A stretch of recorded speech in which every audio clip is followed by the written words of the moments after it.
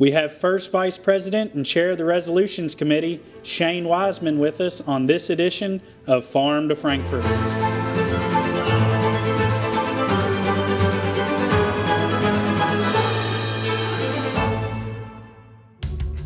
Well, good morning, Shane. It's good to have you with us. We've annual meetings behind us and Resolutions Committee behind us. So it was your first year as chair. Eddie, I know you had several years in that position, and now, Shane, you've got the first one under you. How did Resolutions Committee go? Kyle, it went really good. I tell you, I was worried at first, being my first year, knowing what a good job Eddie had done, how long he'd been there, but I tell you what, I thought it went really well. We had a record year as far as number of resolutions that was sent in this time. We had like 987, almost 1,000. And, we had a good group there. The whole Resolutions Committee showed up. We worked diligently for days on it, and it went really well. The follow-up we had on Thursday at the annual meeting, I felt like that was a good meeting of the Resolutions group, things that we needed to bring up when we got in there. And I just felt like it just went really smooth. The group that was there, they, knowing it was my first year, they were glad to give me advice, tell me what I need to do to help make it smooth, and I appreciated that. So I thought it went really well. Eddie, I always find it interesting. 987 recommendations come in, and we study those for the weeks leading up to it. What always impresses me is there's always people in the room on that committee that know something about every single issue that's filed. I think that's always interesting. I think that just the whole process just shows about how our system works, and that people send in resolutions, and while some of them are already in policy, there may be a piece of it that's not. So we don't want to discourage people from sending in those resolutions, and send them in. And then y'all as staff go over those and try to place them in sections where y'all think they need to go. Ultimately, the Resolutions Committee will decide that, but then go through that process and do that, and then come in on that Thursday that Shane was talking about before we go to the floor on Friday to present those. And if something's not right that our members or someone sees, that they can come in and visit with the Resolutions Committee and talk about it, and then make those changes. That it's better to do it then, probably than on the floor. That way we can get the process done, and the Resolutions Committee has had time to look at it. And then Friday afternoon went really smooth, I think, Shane. I thought everything went really good. I know you and I both, probably for a little bit, we had a lot of discussion, was wondering if we were going to get finished, and we did get finished with it. So the process always works, and I just appreciate the Resolutions Committee and the work they do, because they do a good job. And Shane, you did a good job working with that group this year. I couldn't be here for the first day. I stayed for just a little bit of it, and then I left. I had to go to Owensboro to speak, but y'all made it just fine, and I think everything went well. I always think it's interesting, you prepare for all these topics. We prepare for every single thing that comes in, but then sometimes where the discussion goes is not anywhere we thought it was going to go. That's right. Yeah. And I think that's always interesting. But our resolutions process is so important. We talk about it all the time. Like when we go to Frankfort and Washington, our elected officials know that that's not the three of our opinion. That's right. Absolutely. That's coming from all 120 counties, and the Resolutions Committee is made up of members from each district throughout the state. So every part of the state has representation, and elected officials pay attention to that, because when they see what we're for in prioritizing, they know that is what their constituents sent to us to go talk to them about. And I think that is where our strength is. I agree. I mean, the whole grassroots idea behind it, having those people come in from all across the state to help make these decisions. I feel like that the legislators have to, consider that anytime they see something that Farm Bureau is bringing out there, because they know it's already been represented by the entire state. Our state body's seen that. Yeah. So, I think it's awesome the way we've got it set up. Yeah, I agree. And I think one reason that we had a record number of resolutions this year sent in, and a big part was because of Eddie, the Kentucky Farmland Transition Initiative. I don't have a final count on the exact number of counties, but it was probably 40s, at least in the 40s. Yeah, I knew it was several. Yeah, I think it was several in the 40s, dozen. Yeah. So we had so many counties that sent in recommendations around farmland transition, which is something we've been talking about for a long time. It is. And I think it was important that our members listened and sent in their ideas.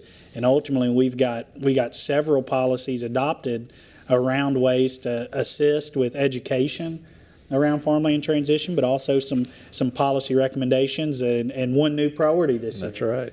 That's So, right. so you want to talk a little bit about that priority? You can go ahead, but we're excited to be able to do that with a selling farmer tax credit that probably may get a name change. I understand this year, but we've got to incentivize people that want to sell their land into getting it into active or beginning and young farmers' hands. I think that's a key thing for us to be able to do. And so one of our priorities came out about updating the selling farmer tax credit, as we've called it before.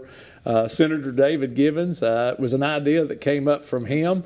We were sitting in his office one year in Frankfort and talking about things and came up with this idea, and he went to work and found some dollars that we were able to do that. And while it hasn't probably been as successful as we wanted it to be, I think we're going to maybe tweak it this year and do some things with it that maybe we can incentivize some people to actually look at getting it to an active or a beginning farmer.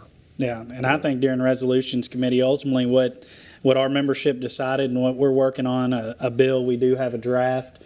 Their legislators are currently on recess, but we'll come back in February. But I think that we got to a good point because we talked all summer about the need, Shane, to open that up Absolutely. to all active farmers. But then we continued to hear the importance, and we knew the importance of an extra incentive to sell to a beginning farmer. Right. So ultimately what our priority policy came to be was open the program up to any active farmer to be eligible. If you sell to an active farmer, you can receive a $25,000 tax credit. Right. If you sell to a beginning farmer, you could receive a $50,000 tax credit. So there's still an increased incentive Right. to help our beginning farmers, as well as tweak that beginning farmer definition to increase that from 10 years experience to 20, so more people will qualify to be a beginning farmer. That will be in the legislation as well. And those credits are for just 1 year, so Correct. there are multiple years that they can have that credit. So you can explain that a little bit if you want to.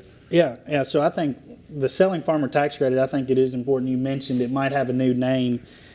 Our Resolutions Committee worked diligently on it, but we also had a working group or a partners network with the Farmland Transition Initiative, and we heard from that group also that there's some landowners that maybe lease their land, maybe it's timberland, woodland, that they maybe felt like they weren't a farmer, so maybe they didn't weren't eligible. So I think there will be some rebranding on that, so people know if you own land and it's in agricultural land, you'll be able to participate in this program. So there's likely to be a name change to the Farmland Retention Tax Credit. But I think the other big thing around that bill is the increasing the eligibility to active and beginning. And like you say, Eddie, those $25,000 tax credit and $50,000 are just for 1 year. So your lifetime is a $100,000 tax credit and hopefully a $200,000 lifetime tax credit to a beginning farmer. And I think that was probably one of the number one things we discussed during Resolutions Committee. Absolutely. Making sure we get that right. And I will say this is we'll do more of these and call to actions for those that are listening. Please pay attention to those weekly updates because House Bill 1 this session is a bill to lower the individual income tax. That's passed the House. It's already passed committee in the Senate. Well, to do that, they look at all these tax credits that are on the books. And because those tax credits on individual programs count against the overall fiscal revenue that comes into the General Assembly. So tax credits, General Assembly members, they agree we do need to help incentivize land staying in agricultural land. But I do think it's important that we will need that grassroots membership making calls to their elected officials, because the General Assembly is taking a hard look at tax credits across the board. So this is kind of our call to action. Once there's a bill number filed, we'll certainly have more. But I think that, Shane, this is where we'll kick in our grassroots engagement. Absolutely. Got it headed in the right direction. Yeah, absolutely. So on a federal level, so we've the Resolutions Committee also sent in multiple recommendations for AFBF policy. And Eddie, You serve on that resolutions Yes, sir. committee, so we'll be in San Antonio We will. here soon to push our policy there as well. That's right.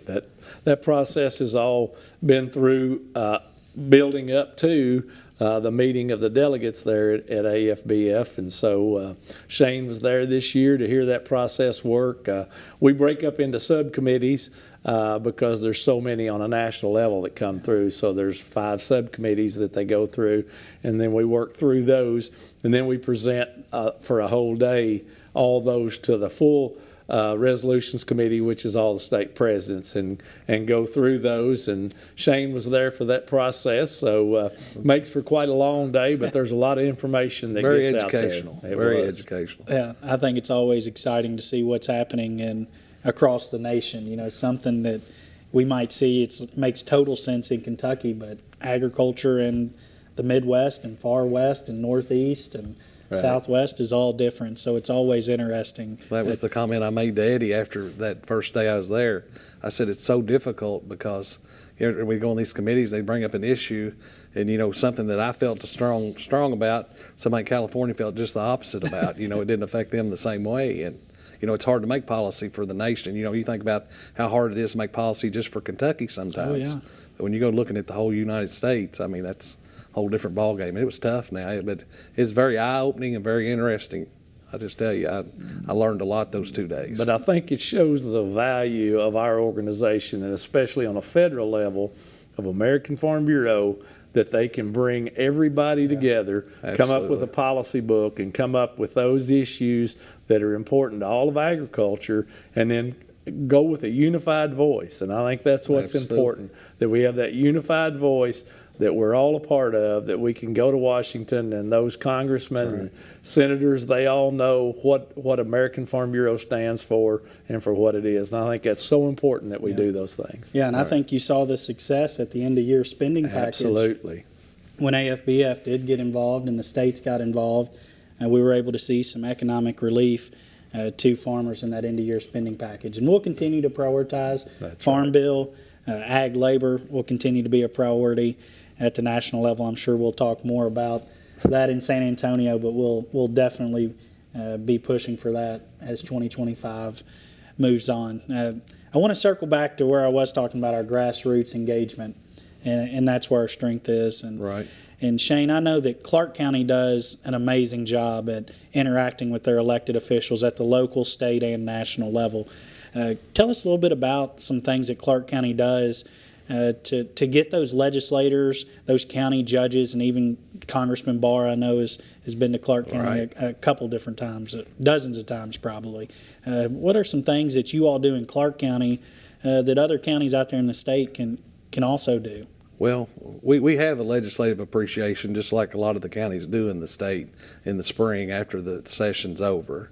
Yeah. And we invite all elected officials to that. And anytime we have anything, we invite elected officials. We invite all elected officials. Yeah. No matter what board, if you're a magistrate, school board, whatever it is, we invite all elected officials for the county and the state. And we try to get them all to come. But outside of that, like in the December, we always have what we call a farmer's breakfast at the end of the year. And the idea behind the farmer's breakfast is we invite anybody in. Anybody's invited, but they're key people, is anybody that's involved in agriculture in any fashion. And we try to invite any elected official to that we can. So we can just, correspond just like we are right now, very laid back, and we can just talk about things. We can thank you for what all you've done for the year, things that we know that's coming up that's going to be issues that we want to talk to you about, what's going to happen up front. But, we do that. That's one of our big things that we do. But also something else we try to make a habit of, like on a quarterly basis at least, we try to have one of the local elected officials from the county government come in and just kind of update us what's going on in the county. Let us know. We had our local board meeting was this past Thursday, and we had our county attorney come in, William Elkins. He came in, he sat down with us, and he talked to us for about an hour and 15 minutes about different issues going on. And there were some things going on with our dead animal removal, matter of fact. So, we talked about what was going on in the county, and we decided at that meeting, on Friday, we set an appointment with the county judge to go talk to him a little bit about what's going on with the dead animals. So we went in on Friday and talked to him about that. So we try to make a plan to try to meet at least quarterly with our local officials just to stay abreast of what's going on, just so we know, what's coming down the pike, what issues there are, if there's anything that's a hang up. We'd like to hear about it before it goes through the court meeting and then words out on the street. We'd like to know kind of what's going on and how things are going. Yeah. And I feel like those relationships are so important, because I know there was a time when I chaired the Planning and Zoning Committee at home, and I used to get a lot of calls, but the magistrates felt like they were comfortable calling us, talking to us, because they know us, because they do see us on a regular basis. And I think that helps with any time you're trying to work with an elected official. You get a lot more out of them if they know you on a regular basis, not somebody you just call when you have a problem. Yeah. We have them out there for our Christmas dinner. We have them out for a lot of good, fun things as well. We're not just calling them because we got something to complain about. We're calling them just to build that relationship. Yeah, and I think the more that you do that, the more they get used to it. And I also think that they find value in that too, because if they're making a decision and they don't hear from anybody, or they hear from one side but not the other, they might think they're making the best decision and not even know that there's somebody on the opposite side. So, Absolutely. You're their constituents. I think they find value in hearing, because they want to know what we're thinking and what members of their community are thinking as well. So I know some people, they might think they're bothering their elected official, maybe, Eddie, but I think the elected officials, they want to know what's going on in their communities. They want to hear from their constituents. So I think they find value in it as well. Absolutely. With text messaging now, you can feel like you're not bothering them. Say, hey, I've got something I'd like to talk to you about. Can you call me sometime? And I think that works good when you don't feel like you're bothering someone, and they can get back with you at their convenience. So I think that's important, that we be able to reach out in those ways too. Yeah, absolutely. So I know you've probably hit all 120 counties. You've been. I don't know about that, but I've been to all 120 counties, but I don't know what the legislative appreciation. But it's they are good to go to, and all of our elected officials putting themselves out there. We talk about it all the time. Appreciate the work they do, and putting themselves out there to make decisions that are important to all of us across rural Kentucky. Yeah, absolutely. Well, Shane, as we kind of close this episode down, any kind of final words of encouragement or kind of things to look forward to? This is our first one of 2025. Right. So we did put the Leader McConnell is out and on YouTube. That was recorded prior to our annual meeting, but it is now up and official on our pages as well. But this is the first one of the new year. So kind of any words of encouragement or advice as we get going in 2025? Looking for a good, solid 2025. I think we're going to be okay. I think things are going to be well. I just hope the weather works with us and we get to move forward here. Good luck in all your farming endeavors for 2025. Yeah, absolutely. Eddie, any closing words of advice? I just appreciate all of our members that what they do every day, and if there's anything we can do for you, reach out to us. I know we'll be in session here for a short period of time this year during the short session. We'll still have a lot of work to do, but if there's ever anything that any of our members need, they know they can reach out to any one of us, and we'll be receptive to whatever they have. Yeah, so absolutely. Well, Shane, thanks for joining us, and thank you. Look forward to seeing everybody in San Antonio here in a couple weeks or a couple days, depending on what day it is. That's right.